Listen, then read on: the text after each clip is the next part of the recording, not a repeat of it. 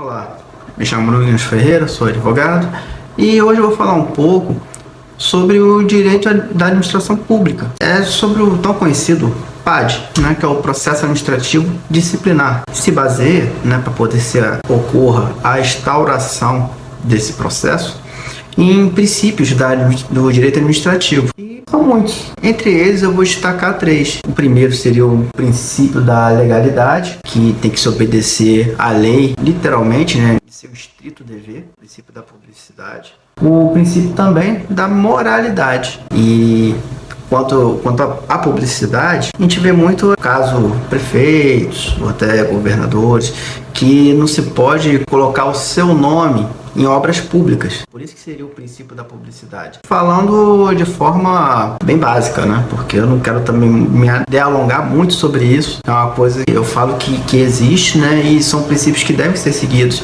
E temos que ter um conhecimento disso até para poder cobrar, para que essas regras sejam seguidas também.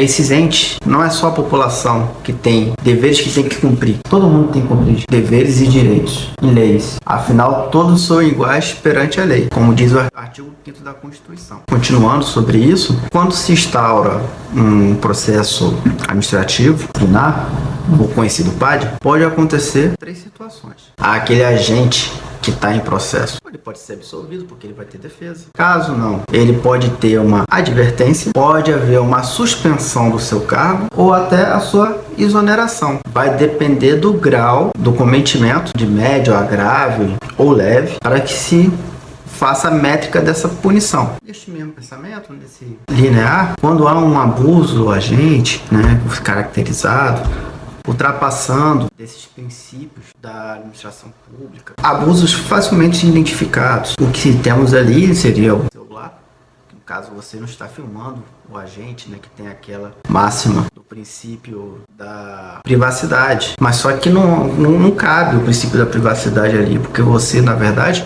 está filmando a atuação do agente e não o agente em si. Então, independente se você for aquela pessoa que hoje esteja transportando carga, está passando por uma fiscalização, ou seja dono de comércio, principalmente de alimentos, quando tem uma fiscalização e aquele momento, aquela fiscalização se torna abusiva, você começa a identificar isso. É importante filmar a atuação do agente.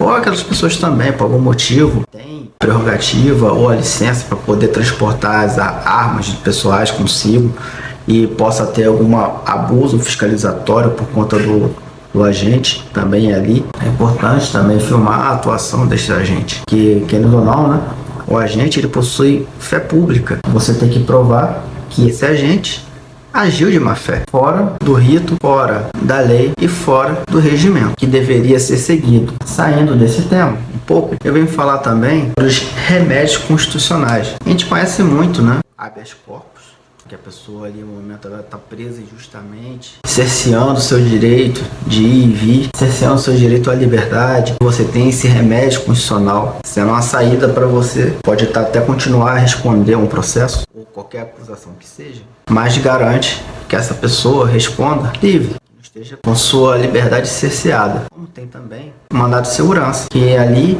é justamente que existe um abuso de algum ente, alguém que exerça um cargo estatal, ou jurisdicional, que esteja abusando de suas atribuições, e esse mandado de segurança serve justamente para curar isso. Por isso que chamamos de remédios constitucionais, para poder justamente resolver isso, remediar essa situação. E também temos o conhecido habeas data, que é às vezes tem alguma informação que você necessita e tal órgão, por algum motivo, até para não se auto-prejudicar ou por qualquer outro motivo, não queira liberar esses dados que são pessoais ou são garantidos também pela lei de acesso à informação. Então, através desse abuso, se usa também esse remédio constitucional de habeas data. Fora também que existe também outros remédios constitucionais que também não são tão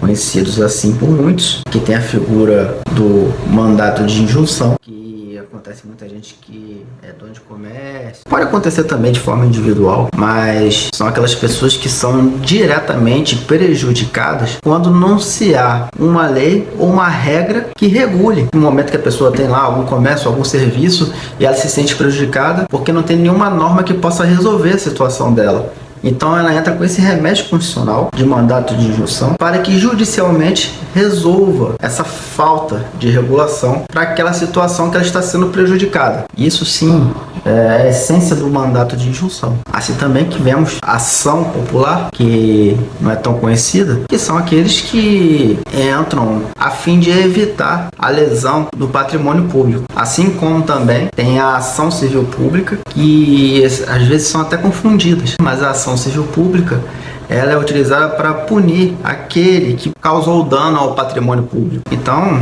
é importante conhecer esses remédios constitucionais, que são através desses remédios que a gente consegue manter essa manutenção da justiça. Então, através desses conhecimentos, dá sim até o cidadão comum conseguir resolver muitas coisas, até se autodefender a agressão do Estado que está por vir, ou antes de vir, a ameaça vir. Por isso que a gente fala até, né, no conhecido habeas corpus preventivo, né? Que você prevê que realmente vai ser preso de uma forma injusta, vai cercear aquela sua liberdade de forma injusta.